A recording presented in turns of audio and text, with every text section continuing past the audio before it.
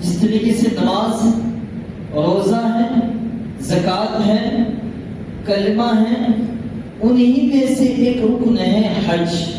جس طریقے سے نماز دن میں 5 مرتبہ فرض ہے، دن میں 5 مرتبہ فرض ہے، ایک سال رمضان کے روزے فرض ہیں، زکوٰۃ سال میں 1 مرتبہ فرض ہے، اسی طریقے سے بیت اللہ شریف کا سفر کرنا زندگی میں 1 مرتبہ فرض ہے، پوری زندگی میں 1 مرتبہ حج کرنا فرض ہے۔ فرمایا اللہ کے رسول صلی اللہ علیہ وسلم نے بنی الاسلام علی 5 شہادت ان لا الہ الا اللہ وان رسول اللہ واقام الصلاة وایتاء الزکاة والحج وصوم رمضان۔ 5 چیزیں اسلام کی بنیاد ہیں۔ کتنی بھائی؟ 5 چیزیں، 5 چیزیں اسلام کی بنیاد۔ سب سے پہلی ہے شہادت ان لا الہ الا اللہ، کلمہ گواہی دینا، شہادت، اس بات کی شہادت دینا کہ ان رسول اللہ، شہادت اس بات کی دینا اللہ الہ الا اللہ کہ اللہ کے علاوہ کوئی معبود نہیں۔ اسلام کے جو 5 رکن ہیں ان 5 میں سے پہلا ہے شہادت اللہ الہ الا اللہ۔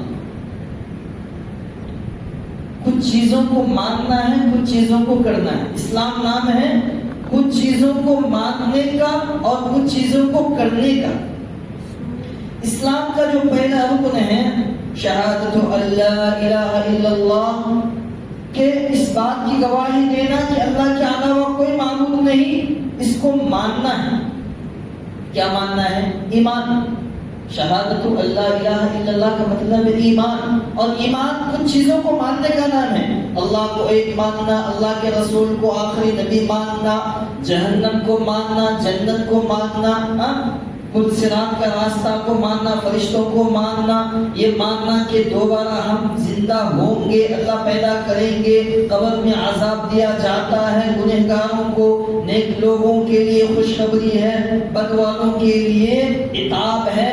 یہ چیزیں ماننا ہے اور کچھ چیزیں کرنا ہے۔ نماز ماننا نہیں، نماز کرنا ہے، نماز کرنا ہے، روزہ کرنا ہے، حج کرنا ہے، زکوٰۃ دینا ہے۔ تو اسلام جو ہے، اسلام کا مجموعہ ہے 5 چیزیں۔ اسلام نام ہے 5 چیزوں کا نام ہے۔ تو ان 5 چیزوں میں سے ایک چیز ہے حج۔ حج من استطاع الیہ سبیلا، حج کس کے اوپر فرض ہے؟ نماز تو سب پر فرض ہے، نماز سب پر فرض ہے، روزہ سب کے اوپر فرض ہے، زکوٰۃ جو زکوٰۃ نصاب کا مالک ہو جائے اس پر زکوٰۃ فرض ہے۔ اسی طریقے سے حج سب کے اوپر فرض نہیں ہے، من استطاع الیہ سبیلا، حج ان لوگوں پر فرض ہے جو استطاعت رکھتا ہے اللہ کے گھر جانے کا اور واپس آنے کا اور گھر والوں کی تمام ضرورتیں پوری کر سکتا ہے۔ اس کے بعد اگر اس کے پاس اتنے پیسے بچ جاتے ہیں گھر والوں کی ضرورتیں پوری کرنے کے بعد کہ وہ مکہ جا کر کے وہاں رہ کر کے کھانا پینا ساری استطاعت کے بعد وہ اپنا شہر واپس آ سکتا ہے، تو ایسے شخص پر حج فرض ہے۔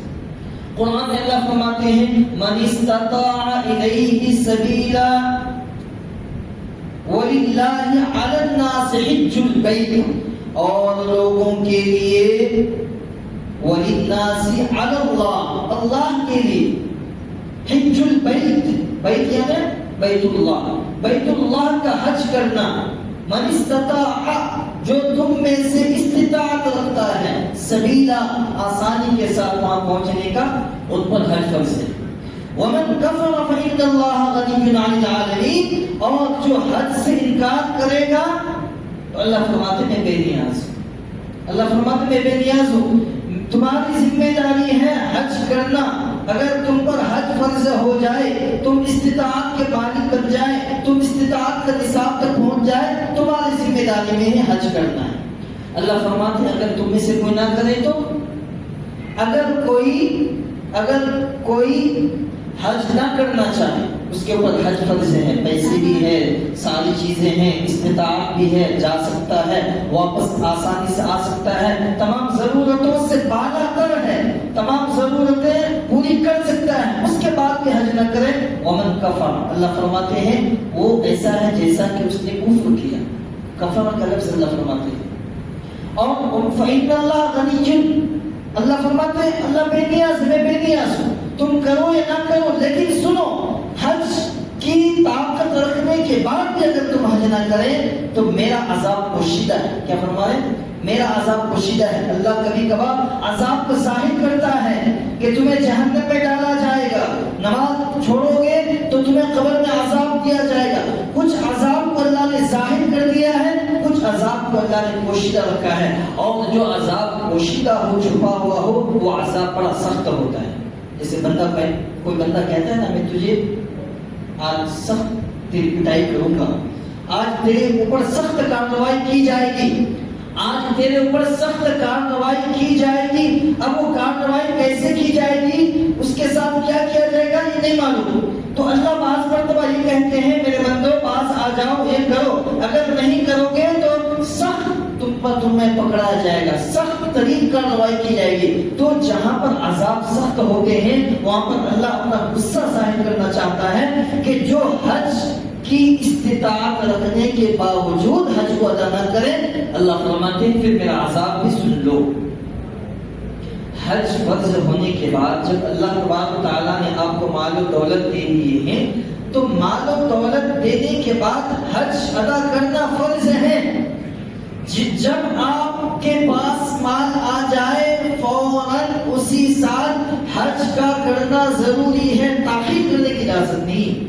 اللہ کے رسول صلی اللہ علیہ وسلم نے حدیث میں یہ بات بیان فرمائی ہے اگر تم مال و دولت کے حقدار ہو، حج کر سکتے ہو، فوراً حج کر دو.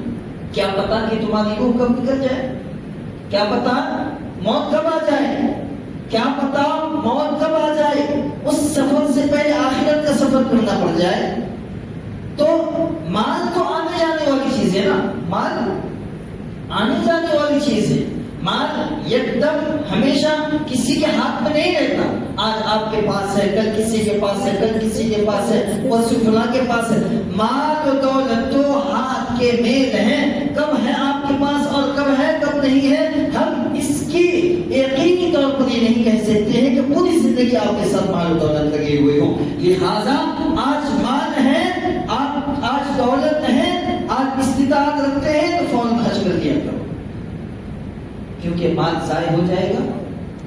مال اگر چلا گیا آپ کے پاس، مال آیا تھا آپ حج نہیں کریں، مال تھا، مال و دولت آپ کے پاس تھے، آپ کے پاس تھے، گنجائش تھی، استطاعت تھے، لیکن نہیں کیا اور آپ کی روح چلی گئی تو آپ نے ایک فرض کو چھوڑ دیا، ایک فرض کو چھوڑ دیا، اسلام کا ایک رکن کو چھوڑ دیا. اور جو اسلام کا ایک فرض کو چھوڑ دے، اسلام کے ایک رکن کو چھوڑ دے، گویا اس نے کفر جیسا عمل کیا، کافر والا عمل کیا. اس لیے میرے دوستو یہ جو دن چل رہے ہیں نا، یہ حج کے دن ہیں، حج کے ایام ہیں. بہت سارے مسلمان بھائی دنیا بھر سے اللہ کے گھر کو دیکھنے کے لیے، اس کی زیارت کرنے کے لیے سفر باندھ چکے ہیں، پہنچ رہے ہیں. گاؤں جھوک در جھوک، جماعت در جماعت، گروہ در گروہ، پوری دنیا سے مشرق و مغرب، شمال جنوب، شہروں دیہاتوں اور علاقوں سے سمندروں کا سفر کر کے، جنگلوں کا سفر کر کے لوگ اللہ کے گھر کی زیارت کے لیے پہنچ رہے ہیں. اللہ نے توفیق دی. قرآن کریم میں اللہ نے فرمایا وَأَذِّنْ فِي النَّاسِ فِي الْحَجِّ رِجَالًا يَأْتُوكَ وَعَلَى كُلِّ ضَامِرٍ يَأْتِينَ مِن كُلِّ فَجٍّ عَمِيقٍ. جب اللہ تبارک و تعالیٰ نے حضرت ابراہیم کو حکم دیا کہ آپ بیت اللہ شریف کی تعمیر کرو، بناؤ، بیت اللہ کو پاک کرو، صاف کرو، اللہ کے حکم سے حضرت ابراہیم اور ان کے بیٹے تخت جگر حضرت اسماعیل نے بیت اللہ کو بنایا، تعمیر تیاری مکمل ہوئی تو اللہ نے حکم دیا اے میرا خلیل اب اعلان کرو آواز لگاؤ کہ حج وَلِلَّهِ عَلَى النَّاسِ حِجُّ الْبَيْتِ اللہ کے گھر کے لیے آ جاؤ.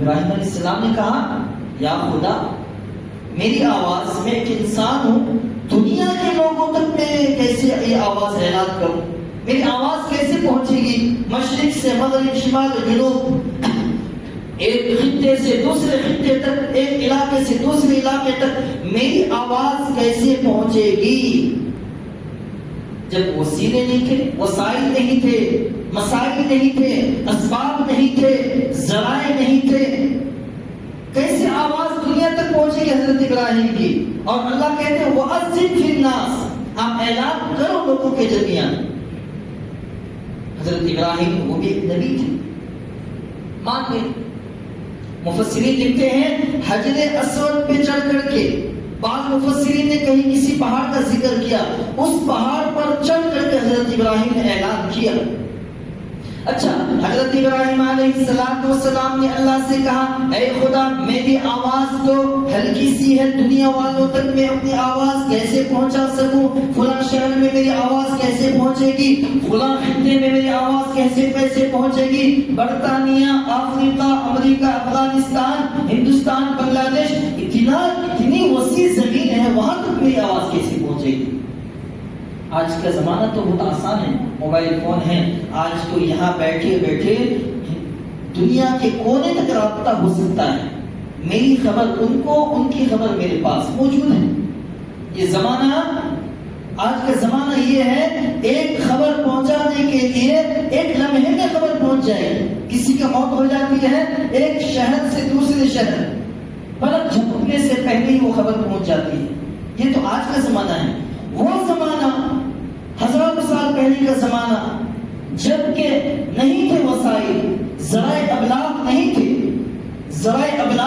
تھے آواز پہنچانے کے آلات نہیں تھے اوزار نہیں تھے وہ آواز دوسروں تک منتقل کرنے کے اسباب نہیں تھے حضرت ابراہیم نے کہا یا خدا میں کیا کروں اللہ نے فرمایا انا مسبب الاسباب کیا فرمایا خدا تعالیٰ اسباب کی ضرورت تو مخلوق کو ہوا کرتی ہے میں خدا ہوں میں اسباب پیدا کرنے والا ہوں میں مسبب الاسباب ہوں آواز لگانا تمہاری ذمہ داری ہے آواز پہنچانا میری ذمہ داری ہے خدا نے کہا آواز لگانا ابراہیم تمہاری ذمہ داری ہے آواز کو پہنچانا دنیا کے لوگوں تک عالم ارواح میں جتنی روحیں تھی ان تک اور قیامت تک آنے والے ماؤں کے پیٹ میں مرحم میں جتنے بچے ہوں گے پیدا ہوتے رہے ان تک آواز میں پہنچاؤں گا اور یوں ہوا حضرت ابراہیم علیہ السلام حجر اسود پر چڑھے اور لوگوں کو آواز دی اور وہ آواز ہر انسان کے ذہنوں تک پہنچی جس نے حضرت ابراہیم کی آواز پر اس وقت لبیک کہا تھا جس نے ایک مرتبہ لبیک کہا انہیں ایک مرتبہ حج کرنے کا موقع نصیب ہوتا ہے جو 2 مرتبہ کہا انہیں 2 مرتبہ موقع ملتا ہے جس نے 100 مرتبہ کہا لبیک ان کی آواز پر انہیں 100 مرتبہ حج کرنے کی توفیق ملتی ہے لہذا جو لوگ حج کے لیے جاتے ہیں وہ صرف اپنی کوشش سے نہیں جاتے جو لوگ حج کے لیے جاتے ہیں وہ اپنی کوشش سے نہیں بلکہ من جانب اللہ کی توفیق سے جاتے ہیں جس نے لبیک کہا تھا حضرت ابراہیم کی اس آواز پر لبیک میں حاضر ہوں ہر وہ شخص جس نے لبیک کہا وہ بیت اللہ شریف کے حج کے لیے ضرور پہنچے گا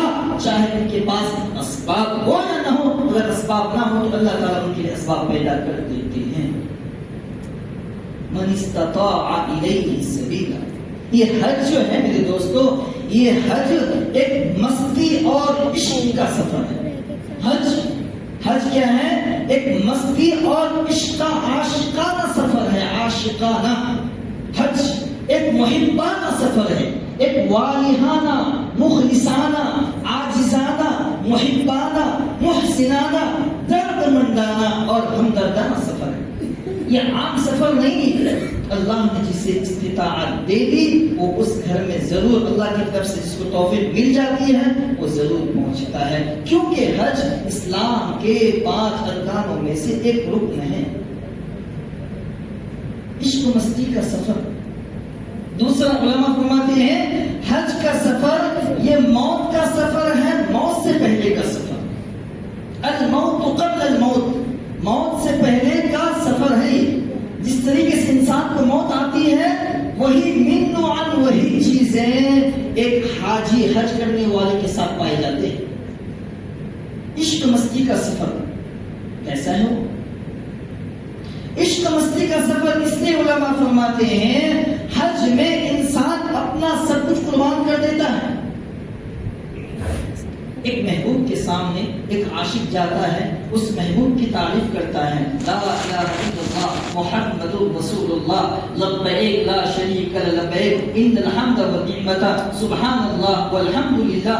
مختلف اذکار پکارتا ہے خدا کو راضی کرنے کے لیے کہ میرا خدا راضی ہو جائے. ایک عاجز، ایک مجذوب، ایک اس دنیا کا محبت کرنے والا، ایک عارضی محبت کرنے والا جب کسی سے محبت ہو جاتی ہے تو اپنی محبت کا تذکرہ کرتا ہے، اس کی تعریف کرتا ہے. تیرا انداز کیسا ہے، تیری گفتگو کیسی ہے، تیرا چلن کیسا ہے، تیرا ڈھنگ کیسا ہے، وہ اس کی محبت میں الگ الگ الفاظ کرتا ہے. ایک حقیقی بندہ جب حقیقی محبت ہو جاتا ہے خدا سے تو خدا کی تعریف کرتا ہے، لا الہ الا اللہ محمد رسول اللہ. لیکن اگر خدا نہ مانے، وہ محبوب نہ مانے، وہ محبوب نہ مانے، محبوب کے سامنے جھک جاتا ہے. دنیا کا ایک مجازی عاشق، بے وقوف، ایک بے وقوف دنیا کا عاشق اپنے محبوب کے سامنے کھڑا ہو جاتا ہے، ہاتھ مانگتا ہے، عاجز کرتا ہے، مجھے معاف کر دے، مجھے معاف کر دے فلاں فلاں. اسی طریقے سے ایک حقیقی محبوب خدا جب وہ نہ مانے تو نماز کو اللہ نے دے دیا ایک حکیمانہ کہ نماز کے لیے بندہ کھڑا ہو جاتا ہے، ہاتھ باندھتا ہے، سرے تسلیم خم کر دیتا ہے، عاجز بن جاتا ہے. نہ مانے رکوع میں جاتا ہے، نہ مانے سجدہ کرتا ہے، 2 سجدہ کرتا ہے، 1 رکعت پڑھتا ہے، 2 رکعت پڑھتا ہے، یا خدا مان جا، یا خدا مان جا. لیکن جب نماز سے بھی کام نہ آئے، جس طریقے سے دنیا کا محبوب عاشق اگر وہ گفتگو سے نہ مانے تو اس کے پیچھے پیسے خرچے کرتے ہیں، اس کی پسند کی چیزیں خرید کر دیتے ہیں. شاید کہ مان جائے اس کے لیے پیسے خرچ کرتے ہیں، گھمانا پھرانا، لے کر کے جانا. ایک دنیا کا بے وقوف یہ کرتا ہے. ایک حقیقی عاشق وہ کیا کرتا ہے، اپنے محبوب خدا کو راضی کرنے کے لیے زکات دیتا ہے، صدقہ نکالتا ہے، فطرہ نکالتا ہے، لوگوں کی ضرورتوں کو پورا کرتا ہے، یتیم بیواؤں مسکینوں کی ضرورتوں کو پورا کرتا ہے. لیکن اگر پیسے سے بھی اگر نہ مانے تو پھر وہ محبوب کیا کرتا ہے، عاشق اپنے محبوب کے لیے کھانا پینا چھوڑ دیتا ہے، کھانا پینا چھوڑ دیتا ہے. اس کی محبت، اس کی چاہت میں اتنا مستغرق ہو جاتا ہے، غرق ہو جاتا ہے کہ کھانا پینا بھول جاتا ہے. وہی دنیا کا ایک خدا کا سچا بندہ، سچا عاشق خدا کا ایک سچا بندہ محبوب کیا کرتا ہے، وہ روزے رکھتا ہے. کیا کرتا بھائی، وہ روزے رکھتا ہے. میں خدا کے لیے سب کچھ قربان کر دیتا ہوں، کھانا بھی اس کے لیے، پینا بھی اس کے لیے، بھوک بھی اس کے لیے. جب وہ اجازت دے گا کھاؤں گا، جب اجازت دے گا میں پیوں گا. لیکن یہاں تک بھی اگر بات نہ مانے، محبوب کی تعریف کی گئی، اس کے لیے پیسے خرچ کیے گئے، اس کے لیے مال دولت خرچ کیے گئے اور اس کے لیے بھوک پیاس کو برداشت کیا، آخری وقت میں کیا ہوتا ہے، وہ مجنون بن جاتا ہے. دنیا کا بے وقوف پاگل عاشق مجنون بن جاتا ہے اپنے محبوب کے لیے. ان کی دیواروں کو جھانکتا ہے، ان کے گھروں کو جھانکتا ہے، ان کے صحن کو جھانکتا ہے. وہ اس کی محبوبہ کہاں جاتا ہے وہ راستہ تلاش کرتا ہے، پل پل اس کی نظر رکھتا ہے. لیکن ایک خدا کا سچا بندہ، خدا کا سچا عاشق، خدا کا سچا پسندیدہ بندہ کیا کرتا ہے، وہ پھر اپنے رب کو پانے کے لیے، اپنے محبوب کی چاہت میں، اپنے خدا کی محبت میں، اپنے خدا کی عشق میں، اپنے خدا کو راضی کرنے کے لیے گھر والوں کو چھوڑ دیتا ہے، اپنے بال بچے کو چھوڑ دیتا ہے، اپنا شہر چھوڑ دیتا ہے، اللہ کے گھر کی زیارت کے لیے نکل جاتا ہے، حج کے ارادے کے لیے نکل جاتا ہے، حج کے لیے نکل جاتا ہے. سب کچھ قربان، گھر میں تھا بہترین سلے ہوئے کپڑے، گھر میں تھا بہترین جوتے، گھر میں تھا بہترین پگڑی، بہترین چشمہ اور بہترین خوشبو لگا کر کے گھومتا تھا. لیکن جب خدا کی محبت اس کے دل میں بیٹھ جاتا ہے تو کفن کا 2 ٹکڑے، کفن کے 2 کپڑے جسم پر لپیٹ لیتا ہے، جسے احرام کہا جاتا ہے. سر پر کوئی ٹوپی نہیں، خوشبو لگانے کی اجازت نہیں، پیروں میں سلے ہوئے جوتے نہیں، بالکل تنہا ہو جاتا ہے، ساری چیزیں پیچھے چھوڑ دیتا ہے. اس لیے اس کو کہتے ہیں عاشق والا سفر، عشقیہ سفر، عاشقانہ سفر، دیوانگی والا سفر. کوئی چیز ہمیں سمجھ میں نہیں آتی. حج کرنے والے حج جاتے ہیں، بس اللہ کا حکم ہے، اللہ کے حکم کو پورا کرنا ہے. اللہ کے حکم کو پورا کرنے کے لیے جس طریقے سے دنیا کی محبت کو چاہنے والا دیواروں کو جھانکتا تھا، اسی طریقے سے ایک سچا عاشق، اللہ کا سچا بندہ، وہ کبھی مکہ میں، کبھی مینا میں، کبھی مدینے میں، کبھی جو ہے عرفات میں اور کبھی میقات میں، مختلف جگہوں کا وہ سفر کرتا ہے، چلتا ہے، جھومتا ہے، ہاتھ اٹھاتا ہے، کھانے کو مل گیا کھا لیا، سونے کو مل گیا سو لیا.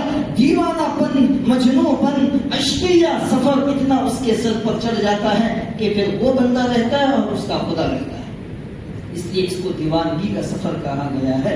حج ایک معمولی سفر نہیں ہے، حج موت قبل الموت ہے. جس طریقے سے انسان کو موت آتی ہے اور موت آنے کے بعد ساری دنیا سے بے خبر ہو جاتا ہے، اسی طریقے سے جب حج کے لیے بندہ جاتا ہے ساری دنیا سے بے خبر ہو جاتا ہے. موت آتی ہے، کفن کے 2 کفن کے کپڑے ہوتے ہیں اس کے جسم پر 3، تو اسی طریقے سے جو بندہ حج کے لیے جاتا ہے وہ کفن کے کپڑے کے مانند اس کی مثال ہے. قیامت قائم ہوں گی، تمام لوگ جمع ہو جائیں گے، تمام لوگ جمع ہوں گے، وہاں پر حساب کتاب ہوگا. اسی طریقے سے جو لوگ حج کرنے جاتے ہیں وہ ایک میدان ہے، میدان محشر، وہ عرفات کے میدان میں سارے لوگ، سارے حجاج کرام جمع ہوتے ہیں، روتے ہیں، اپنے گناہوں کی توبہ مانگتے ہیں، آہ و زاری کرتے ہیں، گر گراتے ہیں، خون کے آنسو روتے ہیں، اپنے گناہوں پر پشیمان ہوتے ہیں، ندامت ہوتی ہے، شرمندگی ہوتی ہے، اپنے گناہوں سے توبہ کرتے ہیں، مغفرت کی طلب کرتے ہیں. اے خدا، میں نے اپنی 60 50 سال 40 سال کی زندگی میں جو گناہ کیے تھے، اس میدان میں، اس کشش دھوپ میں، تیز دھوپ میں اور سورج کے نیچے میں تجھ سے فریاد کرتا ہوں، میرے گناہ معاف فرما دے. یہی دن ہوگا جب انسان مر جائیں گے، قیامت کا دن ہوگا، تمام اولین و آخرین جمع ہوں گے، سب لوگوں سے حساب و کتاب ہوگا. اس وقت بھی بندہ اللہ کی طرف متوجہ ہو کر کہے گا، اے خدا، بس جلد فیصلہ ہو جائے، یا تو جہنم کا یا جنت کا. لیکن جب حج کرنے والے حج کرنے کو جاتے ہیں، حج کی تمام چیزیں ادا کرنے کے بعد مدینے کا سفر کرتے ہیں. مدینے کا کہاں کا بھائی؟ مدینے کا، دیدار رسول کا. حجرہ نبی کریم صلی اللہ علیہ وسلم کے سامنے جاتے ہیں، ہمارے نبی پر درود شریف پڑھتے ہیں. حج کرنے والے جاتے ہیں مدینہ منورہ. آخری وقت میں انسان جب مر جائے گا، قیامت کے دن ہوگا، اس موقع پر بھی قیامت کے دن اللہ کے رسول کے سامنے جھک جائیں گے، یا رسول اللہ. اس وقت کہیں گے، یا نفسی یا نفسی، سب نفسی نفسی کا عالم میں ہوں گے. اس موقع پر اللہ کے رسول صلی اللہ علیہ وسلم کے پاس یہ امت جائے گی اور کہے گی، یا رسول اللہ، اللہ سے ہم سب کی سفارش کروا دے. یہ موت قبل الموت، یہ اندازہ محسوس ہوا. ایک حاجی جو حج کرنے کے لیے جاتے ہیں، موت سے پہلے ایک موت کا سفر کو کرنا پڑتا ہے. اس لیے میرے دوستو، من استطاع الیہ سبیلا، یہ حج حضرت ابراہیم کے کردار کا نام ہے، یہ حج حضرت اسماعیل کی محبت کا نام ہے، یہ حج حضرت اسماعیل علیہ السلام کی والدہ کا تہذیب کا نام ہے.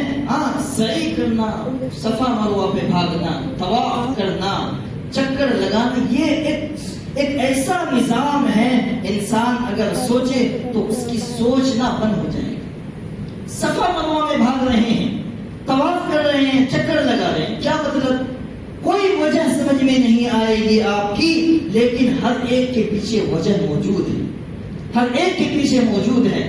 حضرت ابراہیم علیہ السلام کی وہ ادا، ان کی بیوی حضرت حاجرہ علیہ السلام کی وہ تہذیب و تمدن، وہ دوڑ لگانا پانی کے لیے. صرف ایک مثال میں آپ کو بتاتا ہوں. صفا مروہ پہ جو حضرت حاجرہ نے بھاگی تھی وہ سنت اللہ کو اتنا پسند آیا کہ ہر حج کرنے والوں کے لیے واجب کر دی. سعی حضرت اسماعیل علیہ السلام جب چھوٹے تھے پانی کے لیے تڑپ رہے تھے تو حضرت حاجرہ اپنے بیٹے کو دیکھ کر کے صفا سے مروہ، مروہ سے صفا دوڑ لگا رہی تھی پانی کے لیے، نہیں ملا. ایک وقت میں جب گھٹنے اور ٹخنے کے ذریعے حل کر دیا حضرت اسماعیل نے تو وہاں سے پانی ابلنا شروع ہوا. تو یہ جو ادا ہے حضرت حاجرہ کا بھاگنا، دوڑ لگانا صفا سے مروہ، مروہ سے صفا، اللہ کو یہ ادا، یہ سنت، یہ طریقہ اتنا پسند آیا کہ قیامت تک آنے والے ہر ایک کے لیے اس کو واجب قرار دیا. مقام ابراہیم پر 2 رکعت نماز ادا کرنا، جو لوگ حج کرنے جاتے ہیں مقام ابراہیم پر 2 رکعت نماز پڑھتے ہیں. حضرت ابراہیم نے جب بیت اللہ کی تعمیر مکمل کر دی تھی تو اللہ نے انہیں حکم دیا تھا کہ 2 رکعت نماز پڑھوں. تو جب حضرت ابراہیم نے 2 رکعت نماز پڑھی تو وہ 2 رکعت نماز پڑھنا اللہ کو اتنا پسند آیا کہ قیامت تک آنے والے جو بھی حج کرنے والے وہاں پہ جائیں گے 2 رکعت نماز پڑھنا ان کے لیے واجب اور ضروری ہے. تو یہ کچھ چیزیں ہیں. زمزم کا پانی ہم معمولی سمجھتے ہیں، زمزم کا پانی جو ہے وہ معمولی پانی نہیں ہے، اس کے پیچھے حکمتیں بھری ہوئی ہے. زمزم کا پانی اگر خلوص کے ساتھ پی جائے تو اس کی تمنائیں پوری ہو جاتی ہے، اگر عاجزی کے ساتھ پیا جائے تو اس کے خواہشات پورا ہو جاتے ہیں، اگر شفا کی نیت سے پیا جائے تو تمام بیماریاں ختم ہو جاتی ہیں. تو حج کے جو تمام ارکان ہیں، حج کے جو تمام مسائل ہیں، وہ ہر ایک کے پیچھے ایک نہ ایک حکمت ہے.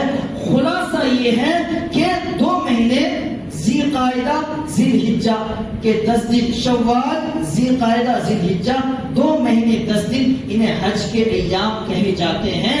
ہر وہ شخص جو اپنے گھر کی ضروریات سے فارغ ہو کر کے بیت اللہ جا کر کے امن کے ساتھ آ سکتا ہے، اس کے اوپر حج فرض ہے. لہٰذا جس پہ حج فرض ہے ان کے لیے حج کا ادا کرنا ضروری ہے. جیسے نماز، جیسا روزہ، جیسا زکات، جیسے کلمہ طیبہ کا اقرار کرنا ضروری ہے، ویسا ہی حج ادا کرنا ضروری ہے. اللہ سے دعا فرمائے کہ اللہ تبارک تعالیٰ ہم میں سے ہر ایک کو اس عظیم مقدس سفر کرنے کی توفیق نصیب فرمائے. وآخر دعوانا الحمد للہ رب العالمین.